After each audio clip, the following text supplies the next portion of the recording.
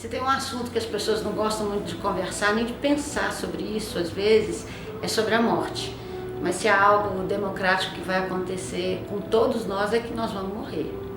E às vezes a gente evita esse assunto, porque falar de morte é falar da nossa finitude, sabe? Da transitoriedade da vida. E porque dói muito perder alguém. E às vezes eu falo que a sensação, às vezes não, é a sensação que a gente tem quando alguém que a gente ama morre, é como se a gente fosse jogado assim num limbo, sabe?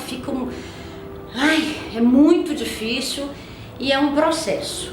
Tem uma psiquiatra que ela escreveu, ela fala de alguns estágios que a gente passa quando a gente está vivenciando um luto.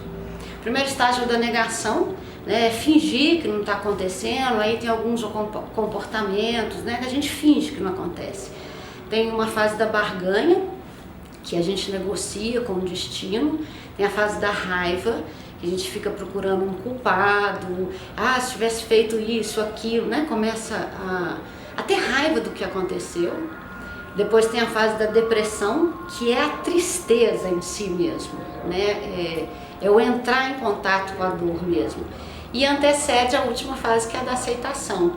E a aceitação não é fingir que não aconteceu, não é esquecer, é aceitar. Essa é a realidade. A pessoa que eu amo não está aqui mais. Quando eu vivi, né, quando eu perdi a minha mãe, eu aprendi também, porque essas fases não acontecem uma na sequência da outra, elas podem variar. E uma das coisas que eu aprendi com a morte da minha mãe, que eu tive que trabalhar, foi a paciência com a minha dor. Tinha dia que a dor é tão insuportável, que eu tinha que ter paciência para lidar com ela. E outro dia eu chamei um pedreiro para ir lá na minha casa e ele ia chegar umas 7 horas da manhã, assim. Eu acordei muito antes e muito automaticamente eu pus pão de queijo para assar, aí comecei a fazer o café e, sabe, eu não estava pensando, vou fazer isso para isso. Comecei automaticamente. E aí coloquei o coador, o pó de café no coador, a água estava fervendo. Quando eu fui virar a água para coar o café, eu tive uma lembrança tão forte da minha mãe que era como se ela estivesse do meu lado me falando. E aí eu lembrei que quando eu tinha uns 7, 8 anos, a nossa casa estava sendo reformada e a gente mudou para uma outra casa. E aí a mamãe falou assim comigo, todos os dias à tarde você vai fazer o café, vai comprar pão e vai levar para os pedreiros.